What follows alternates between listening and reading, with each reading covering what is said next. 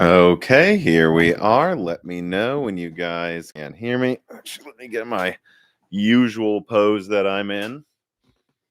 All right. And when you guys can hear me both in the Discord and on the live stream, live chat, tell me if you can hear me. I don't like to start because YouTube doesn't let you redo a stream midway. So you better make sure that audio works before you get started. All righty. Let me know when you guys can hear me. I'm waiting.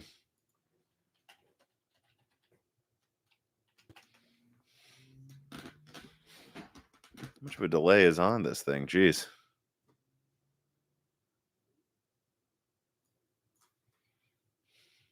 There we go. Thank you. An extra delay today, apparently. Good Lord.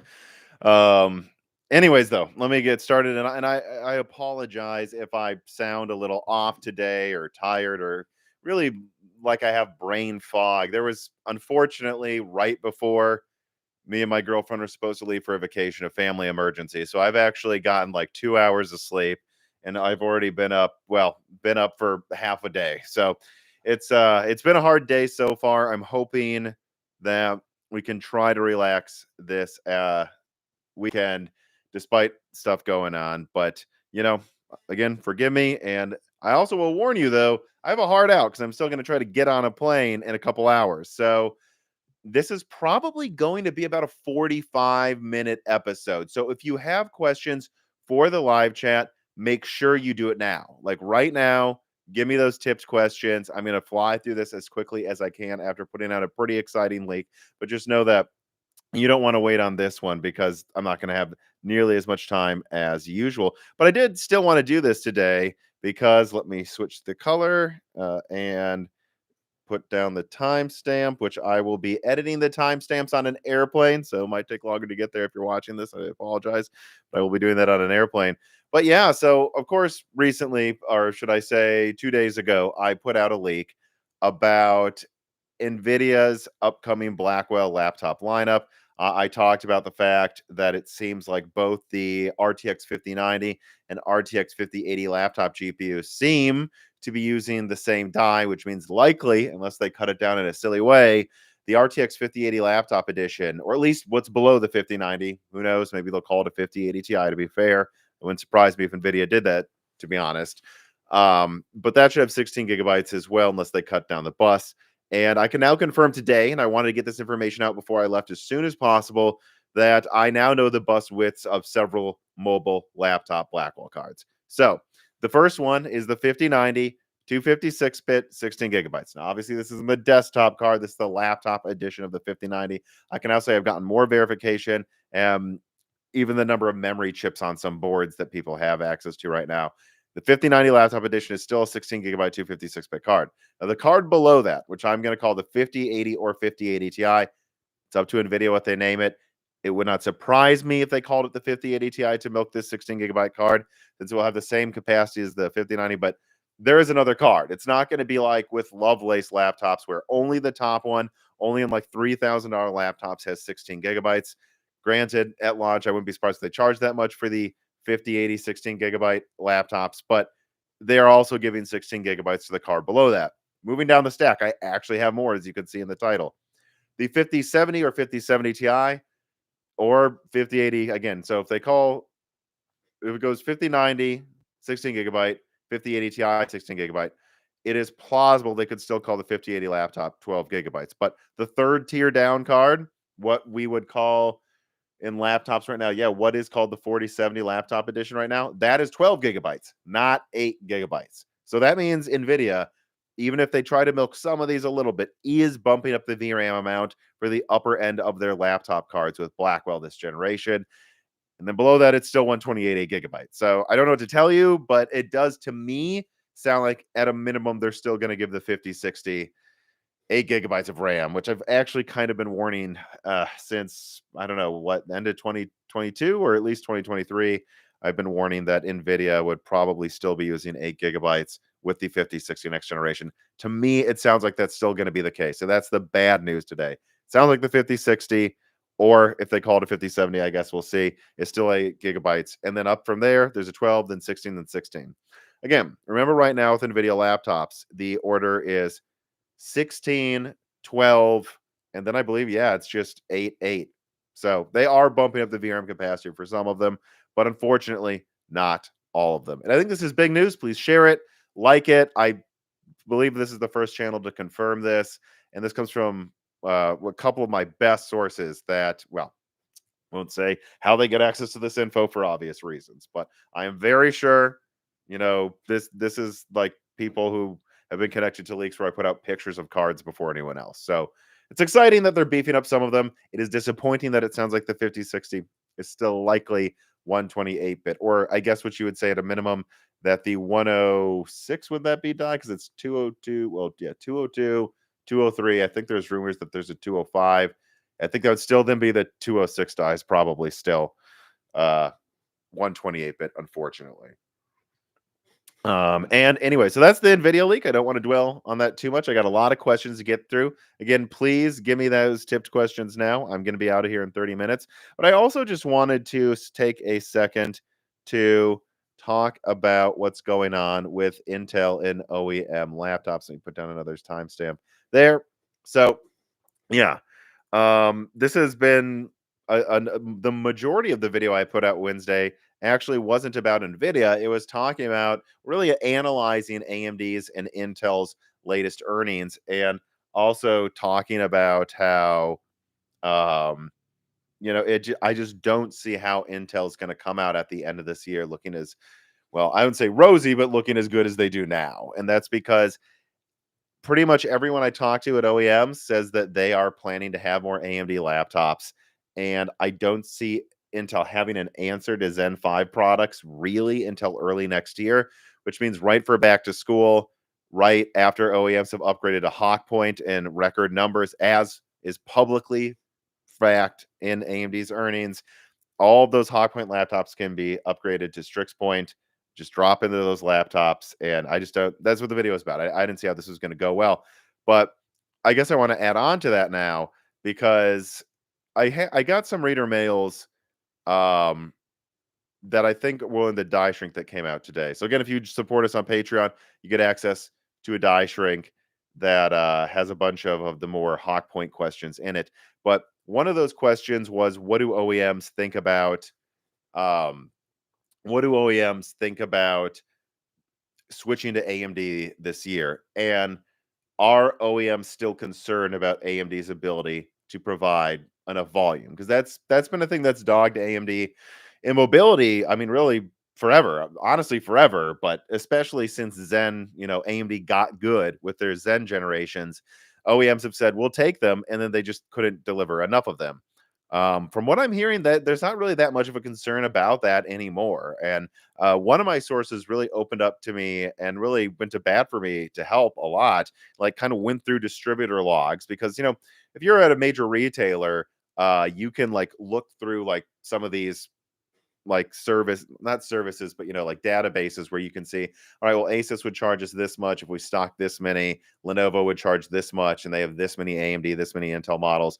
And this person went through some stuff with me and confirmed that as far as they can tell, a couple OEMs are pretty much already switching to half AMD and half Intel, at least in terms of how many models they have that you can buy in distribution. Now, I think this is an important distinction, though. That doesn't mean if you go to a Best Buy, you're going to see all AMD laptops, because it's up to Best Buy to order those laptops and stock them at that location. And a lot of Best Buys still choose to stock a lot of AMD configurations from HP, Dell, Lenovo, Asus, so on and so forth. They still choose to take Intel a lot.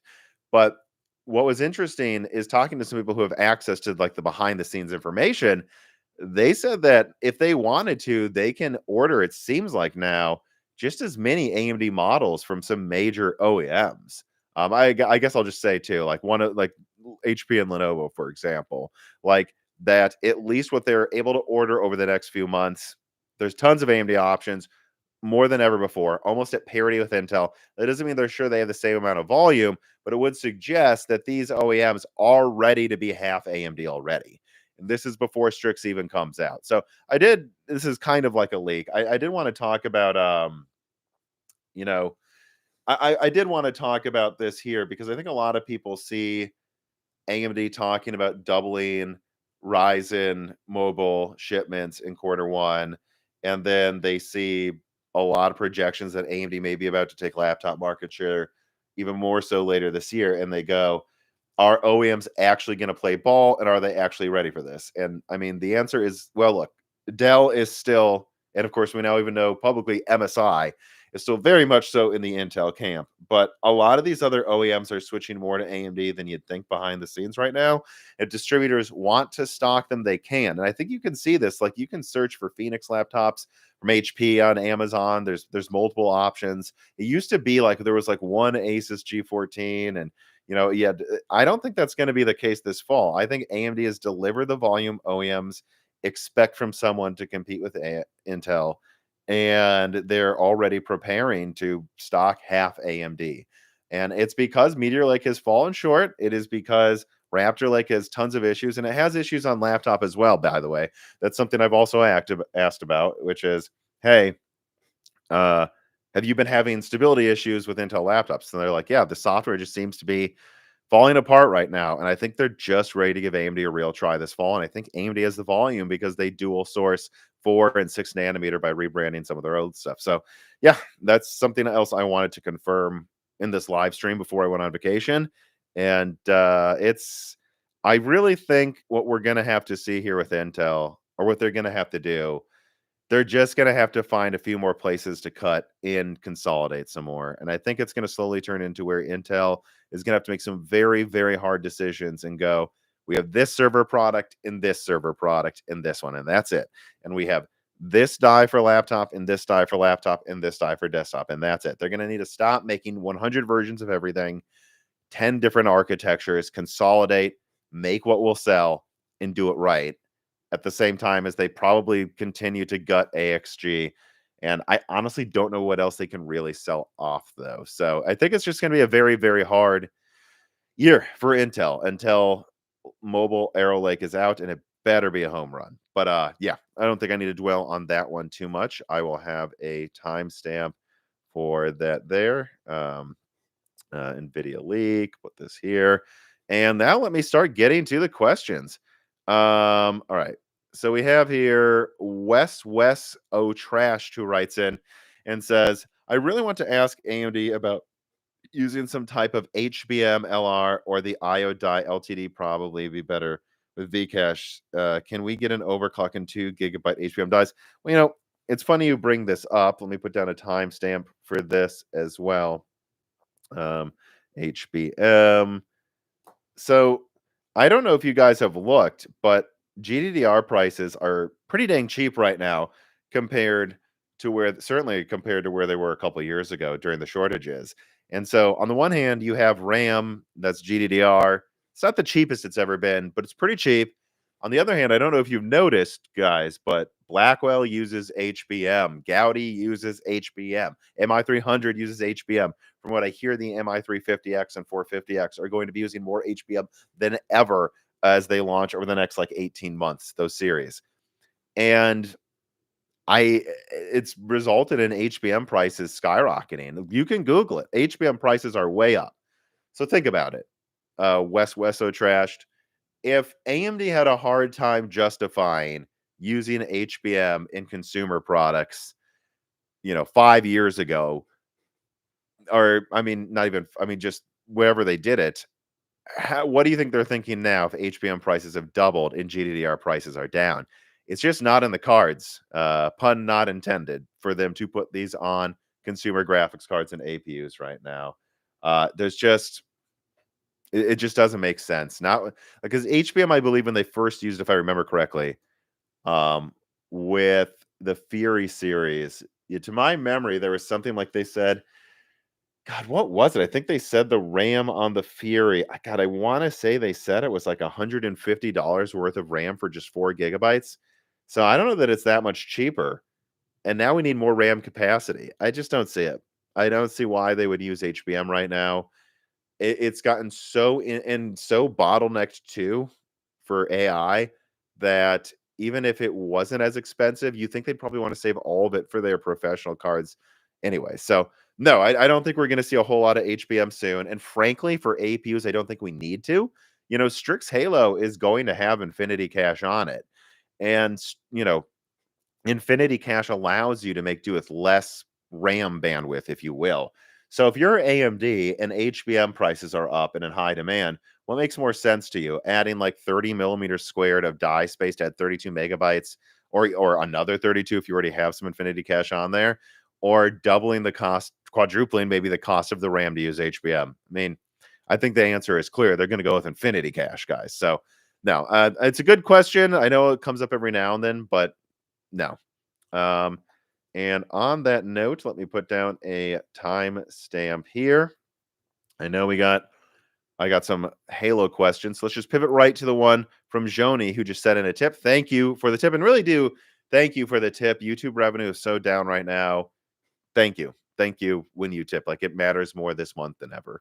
Um, Joni writes in and he says, if one wanted a Strix Halo product with at least 256 gigabytes of RAM, where would you recommend looking? Would it realistically be this year? Well, I've already leaked. When did I leak that? I want to say I leaked that late last year. Oh yeah, I think it was. Yeah, I leaked in. I think it was on Halloween or something. I leaked that roadmap of Strix Halo being pushed to 2025. So no, Strix Halo is a 2025 product. Strix Point is coming out this year. If one wanted a Strix Halo product with at least 256 gigabytes of RAM, where would you look? I mean, those are probably going to be in professional laptops. I mean, I think Strix Halo is going to fill a niche as an awesome mobile workstation APU that gives you access to higher capacities of RAM than we've seen in really any laptop before. So, I mean, you're going to be you're going to want to be looking at like professional, uh, like Lenovo websites. Now, what will be interesting though, and this is what I think will be interesting. Um, as far as I can tell, Strix Halo is going to have a lot of their designs have it soldered on the board. It'll be interesting to see if any of them let you upgrade RAM yourself, because so far that doesn't seem to be the plan with Strix Halo. But it would be interesting, wouldn't it, if you could buy like a 32 gigabyte system and then upgrade it from to like 256 gigabytes by ordering some RAM. I guess we'll have to see on that one. But yeah, it doesn't even come out until next year. So um, uh, Nerever writes in and says, "Hello, Tom. You often quote the sales numbers from the German store Mind Factory. Are you aware this store is not representative for the PC market?" Uh, no, it's not the entire market, but I quote them with other people. Like, for example, on Wednesday, I analyzed sales and I looked at the best sellers on Amazon, Newegg. I talked to people sources I have at some retailers as well, and then I also looked at Tech Epiphany's Mind Factory stuff, and also I forgot the name of the Twitter person, but someone who shared sales in South Korea. So I don't come to these conclusions by just looking at Mind Factory. In fact, I've been critical at people that think that the Mind Factory data is all data. It is not. But even in just the last video, I looked at Newegg, Amazon, South Korea sales data, and Mind Factory. I'm aware it's not the whole market. I've never said it was. In fact, I've said the opposite. Let me see here. So let me hold this question here and start getting through some of these Strix Halo questions since I just answered one of them. So Trevor Renfro writes in from the Patreon. Remember, you can submit questions for free ahead of time at the Patreon, and I prepare an answer. Trevor writes in and says, "What is the likelihood of Strix Halo being in mini PCs rather than just laptops? I could see it useful for a home theater PC, like I would want to do that, or for business related things. I mean, I think it will be at its best in like form-fitting, perfectly tailored laptops. But yeah, I mean, they're going to put this in mini PCs, I'm sure. Like I can guarantee you there will be Strix Halo mini PCs. And in fact, what would be interesting again is if they were like workstations that had a ton of RAM because they have a 256-bit bus. Yeah, you will see these in mini PCs for sure. Can I tell you how many? Of course not, but you can bet so this is going to happen. Okay, I already basically answered this question about OEMs. Let me just put down Zen 5 here. Zen 567 as a timestamp. All right. So Tall1ON writes in and says, "Hey, Tom, do you have any info on the Epic 4004X? Any chance of a workstation motherboard like the X690 or even RDIMM support? My game server currently has a 5950X and it's time for an upgrade." Well, I saw that quoted on some headlines. I didn't actually think it was really worth talking about that much because it's just, a server variant of like the stuff we've already seen. So, what is your question? Any chance of a workstation motherboard? Yeah, I believe they make AM5 workstation motherboards, don't they? You just have to look for them. AM5 work, but I don't think they're going to use a fancy chipset that's different than basically what you can get in the consumer space. It will be different in the sense that, of course, it will have its own stability, reliability testing, so on, so forth. But I don't, so far, hear any plans for them to make a epic motherboard type that does anything but add a few features that, like not adding any lanes that the consumer one doesn't have. I have not heard anything about that right now. So just think of it how it already works with like professional AM5 variants and stuff or AM4 variants. It'll be like that. Chris Rich writes in. He says, "What probability would you give Zen 5 desktop to be available to the public in July?" I mean, I'm not going to put a percentage on it, Chris, but I think it's possible. I mean, it really seems like everyone tells me quarter three. Let's leave it at that. And in fact, I hear like Zen 5C Epic should launch in September of this year. So, what's right before September? August. Before that is July. Is it possible the Epic chips will launch or even that the Zen 5C chips will launch September and the standard Zen 5 will launch in August or July? It's possible, but I'm just not going to put a percentage on it. I think it's just becoming abundantly clear that this thing will be ready to launch quarter three. And in fact, it wouldn't surprise me if they could get like one model or two out in like end of June or something. I think it's more likely it'll be July though, and that is what I'm told. Not just more likely, that's what I'm told. But yeah, so it's coming. Let me see here.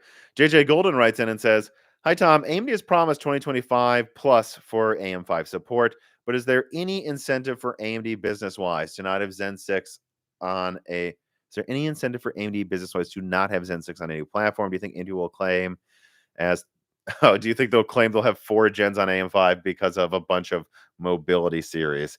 Um, I mean, I think Zen 6 is going to be on AM5. I've been told it should be on AM5. You know, I'm almost entirely sure. Like, I've already leaked that, so I think it will be. And that would mean, I guess, yeah, if AMD wanted to, they could claim 7,000, 8,000, and at least 9,000 and probably 10,000. So I guess they could claim that's 4 generations, sure. Um, but I mean, I think that's all we really got to say. Are there any incentives for AMD to not have it on a new platform? Yeah, people can upgrade to Zen 6, and I think that's important. I think you got to think about that, right? Like AMD took a lot of flack with Zen 4's launch because then motherboards, you had to buy a new motherboard, you had to buy DDR5, and and the motherboards were not cheap. New motherboard generations are not cheap. They're just not, especially when they have new technology like AM5 did. And you know what AMD has now? DDR5 is cheap. I think I've seen it cheaper than DDR4 occasionally. You got motherboards widely available for far lower prices than they were at launch. And AM5 is starting to surpass. And again, this isn't just from Mind Factory data, people.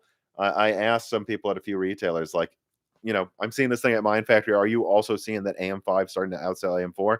The answer is yes. So AM5 is becoming the standard platform, and AMD had to really, they had to give away RAM at Micro Center for free to get that thing moving before Raptor Lake launched.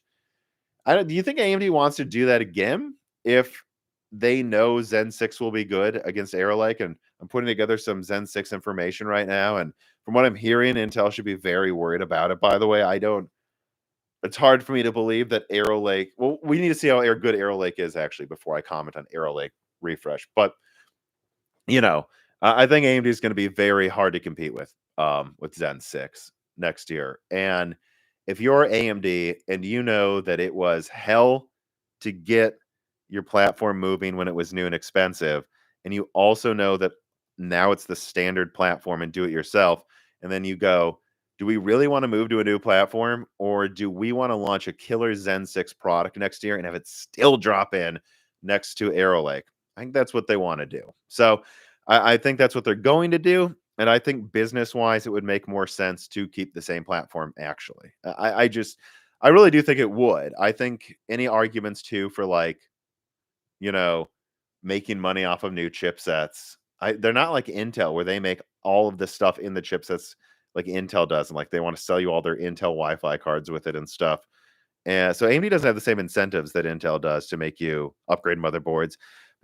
On top of that, if they did, they could just make a new chipset that is still AM5 and get a lot of people to upgrade to the new features. But if it doesn't have any new features, what's the point in a new motherboard? I mean, I could honestly make the argument that it's kind of pointless that Arrow Lake gets a new motherboard. I mean, maybe it requires it.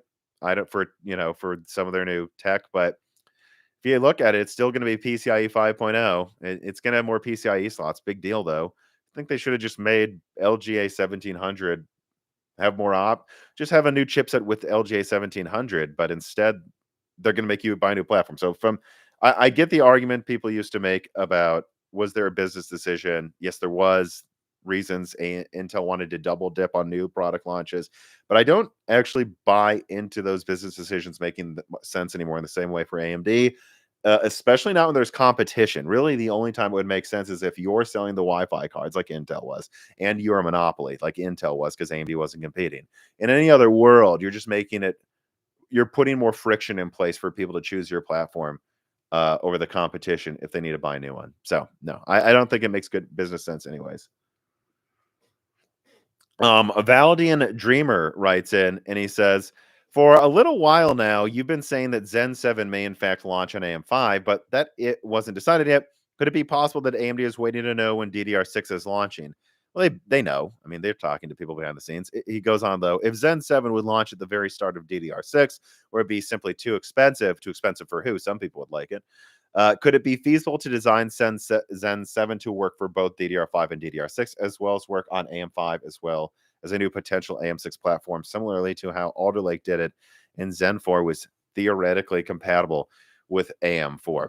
Yeah, it's plausible, especially if it uses the same layout as Zen 6. It might share the Zen 6 IO, controllers, and so I think it is very plausible that they do that. From what I've heard and seen, Zen 6 has DDR5 and DDR6 variants anyways. I think that's what I think, or at least PCIe 6.0 anyways. Yeah, but I think they have both, and I think there's going to be a server platform that has the latest stuff, but then on AM5 Zen 6 will use DDR5. So I don't see why that would be any different for Zen 7 should they decide to put it on AM5. And I don't really see a point in waiting for DDR6 unless Zen 7 needs it to function well. But it's just too early for me to say if that's true. And DDR5 is getting really fast too. Like it's not your grandpa's DDR5. It's like way faster already, and it's only getting faster as we go on here.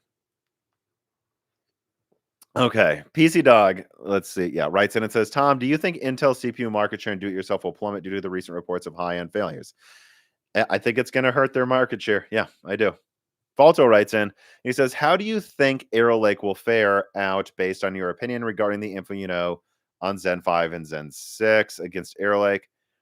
I just think AMD is going to have a major win this year, and Arrow Lake needs to be a monster to even do okay, because Zen 5 is coming out first on established platforms. And anyone who goes, well, if Arrow Lake's 20% better, that's all that matters. Is it? I mean, right now we have all these stability issues on laptop, I'm told, with OEMs just furious and exhausted trying to get the software running right. And then on desktop, they're just all failing. So I don't know. I think if Arrow Lake is better than Zen 5, and it could be, like Intel's got a lot stacked against them. It almost equals it out. Like AMD has an established platform. Their stuff costs less to make. It will cost less to make. Zen 5 uses 4 nanometer. Arrow Lake uses 3 nanometer. You better hope it's stronger if it has a better node. So I mean, all of those things considered, even if Arrow Lake's 20% better, it almost becomes a wash because you got a cheaper one on an established platform over here with better stability record. So yeah, I don't know. I am very concerned about. I'm just concerned about Intel's ability to compete in general over the next 12 months. Half of it isn't the architectures itself. It's just like Raptor Lake doesn't work. Meteor Lake, like it's like all these other things adding up that aren't even just the architecture. Compressed Earth Blocks writes in. Actually, let me go to this tipped question from Mr. W. He says, do you think Intel will use baseline profiles in their 14th gen? And actually, let me put a timestamp down here as well. Arrow Lake. Yeah. He says, do you think Intel will use baseline profiles in their 14th gen to compare Arrow Lake to make the improvements sound awesome? That's an interesting question. Will Intel use baseline as the standard, but Arrow Lake's built for baseline, so it looks like a massive uplift? And that kind of sounds like something Intel would do, in my opinion, doesn't it? So yeah, I don't know, maybe. One thing I'll say though is Intel, whatever we were speculating about power consumption with Arrow Lake, which I was hearing it was going to push power far less than previous generations, but still maybe push it a bit. I don't think they can afford to look hot and loud anymore, and I think they know it. So I think that's finally maybe going to make Intel make some sensible power consumption decisions. Compressed Earthblocks writes in and he says, how do you think Lunar Lake will actually fare in the wild? Meteor Lake is mostly a disappointment. Lunar Lake looks fairly interesting to me, but I just don't trust Intel. Will this be a case of looking good on paper, but in the wild, it won't be much better, if at all, than previous generations for them?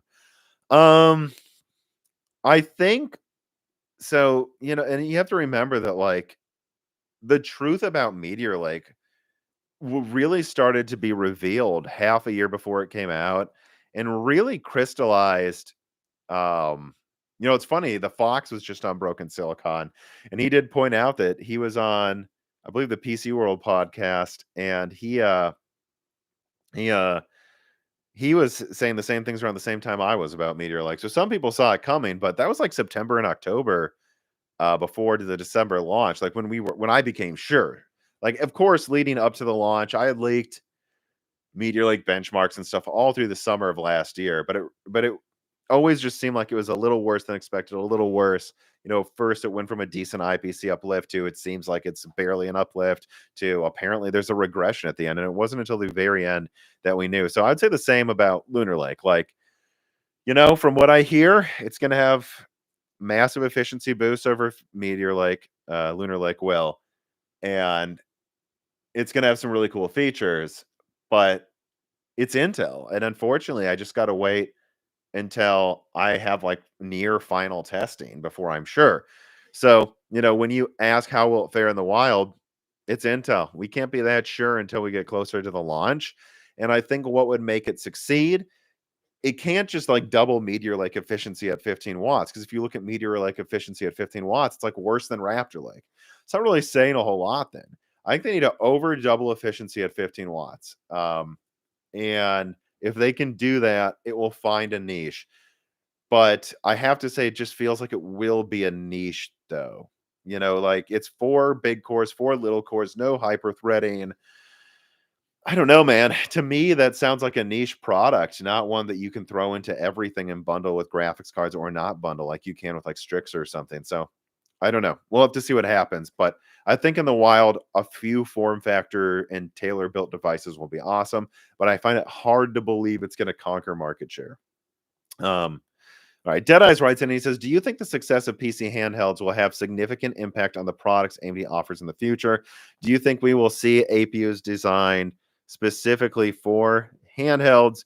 What would those probably look like? Well, I mean, the short answer to your question, let me write this down as a timestamp.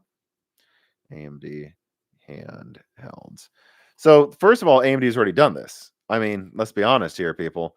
The Steam Deck, well, always heard that Van Gogh, or they eventually called it Aerith in the Steam Deck. Yes, I know that was probably originally for the Microsoft Surface Book, but if you think about the form factor of those Surface Books, it's basically handheld. So power consumptions and constraints.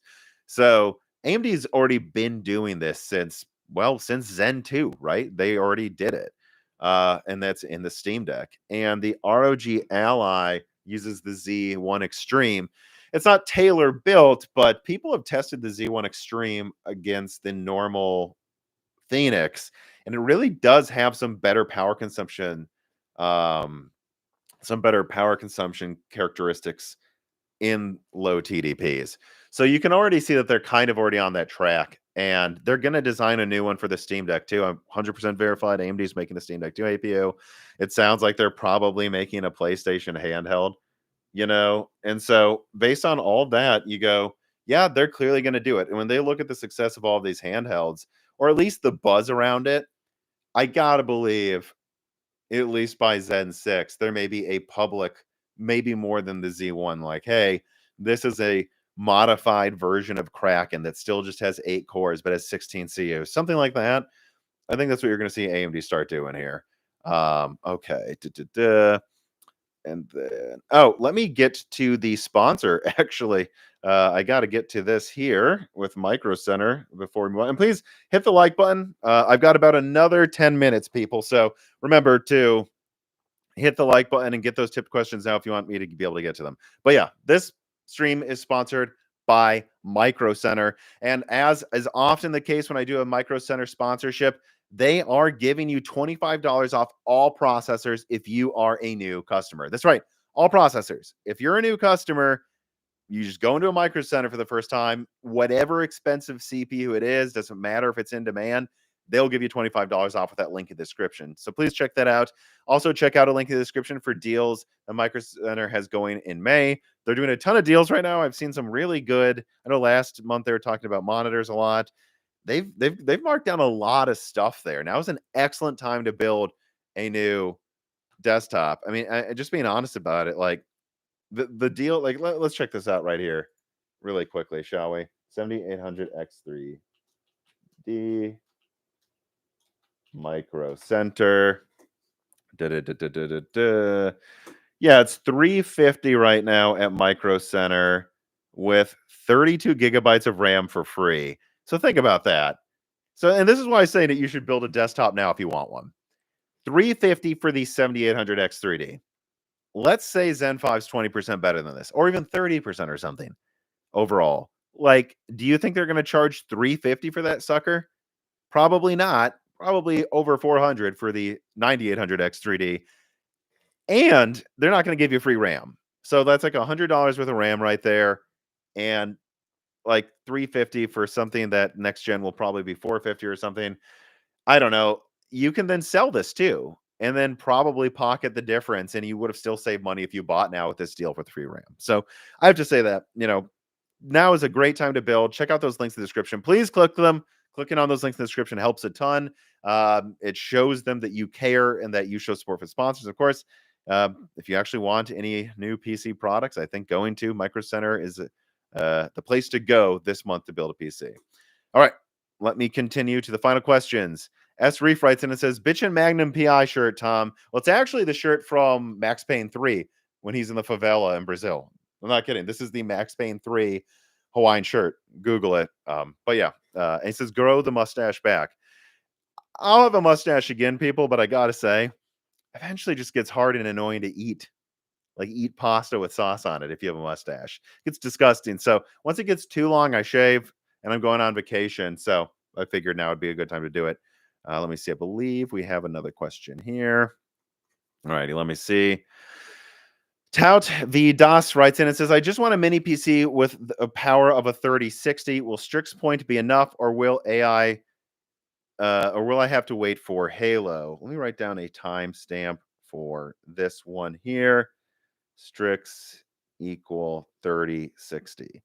So the charts I've seen, AMD is projecting Strix Point to hit the performance of a 3050 laptop edition.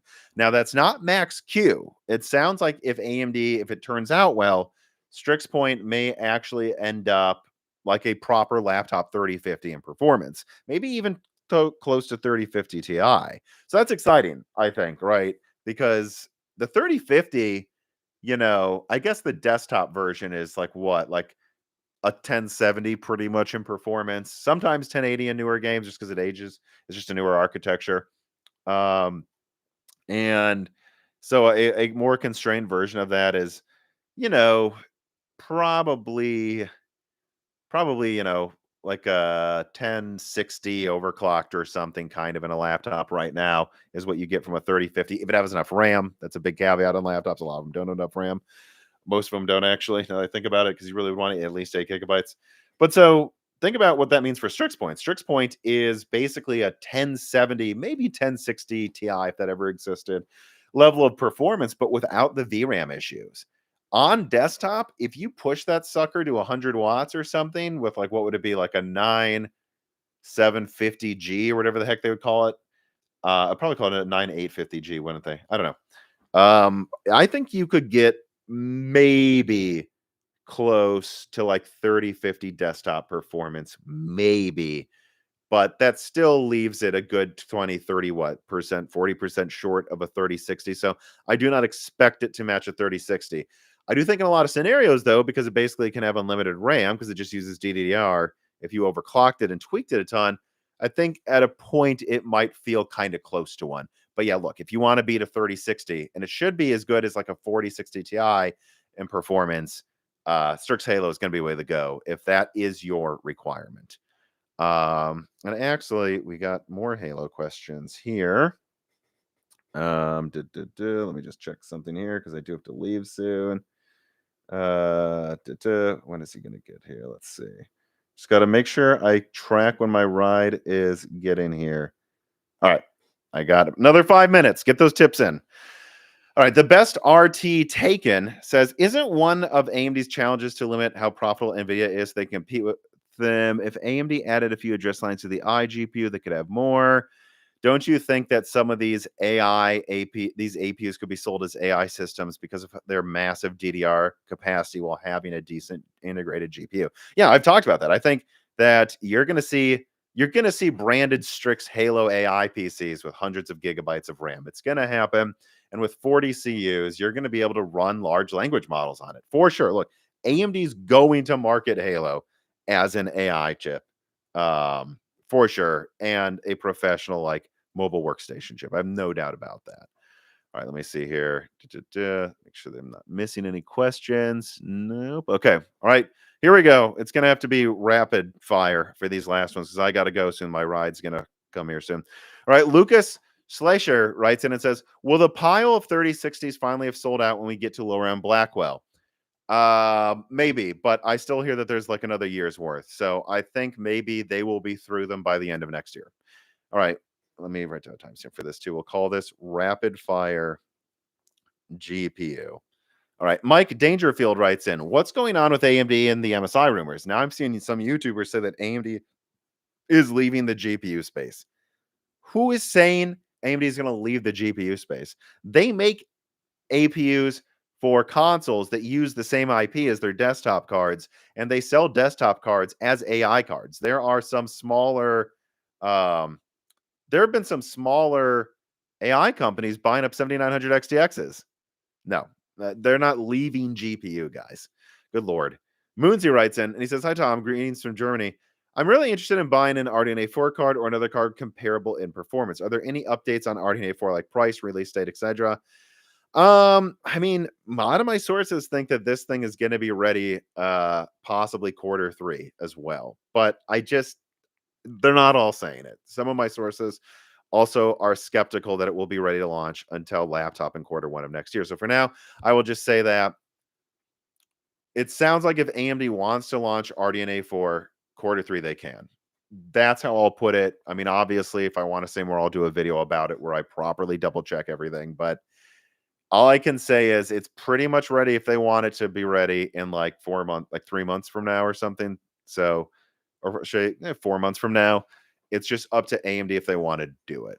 So, yeah, I guess that is a little bit of new information for you. All right, Kenoon25 writes in, hey, Tom, it's pretty much been confirmed that Microsoft is making a next-gen Xbox, but I'm getting a Sega Dreamcast 5 here. It seems that the next Xbox if it doesn't sell well in the first 2 years, Microsoft might pull the plug on the console and go full party, which in my opinion is awful for the gaming industry because the vast amount of studios Microsoft has under its umbrella. I guess we'll just have to see how that will pan out, though. If this happens, I can see some of the bigger studios like id jumping ship and going independent. What are your thoughts? I've been pretty open about my thoughts about what I think can and might happen here with Xbox. I don't see them going third party as hurting absolutely anything. You have to remember, in Microsoft, if they go third party, it's not going to be because they decided they don't want to make money on a console. It will be because their sales have fallen apart, and there's no point in not going full third party. Meaning, if Microsoft goes third party, which they are, I mean, they are going third party, guys. Basically, you've seen the rumors about Halo, right? Like, It's happening after they've been forced to, not before. They're not going third party because they just stumbled into the idea. They're doing it because they have to. So it's already happened. It's becoming inevitable, right? And so I don't think that much will change because we're already living in a Microsoft third party world, frankly. Lost CV29 writes in and says, with gaming peaking in developed countries and the lack of growth from revenue streams, it's more obvious than ever that gaming needs to grow into developing markets like South America and South Asia, but those people really can't afford a console. In order for gaming to start growing again, do we need to see the end of the expensive unitasking console? No, there just needs to be other options. There's no need to end something. You can build something else. And gaming is growing. I don't know. I just think some AAA studios have work out some in betweens of charging more, which they are because games cost more to make, honestly. And then we don't want nickel and diming. We don't want pay to win. Well, if you don't want pay to win, they're going to charge more for the game.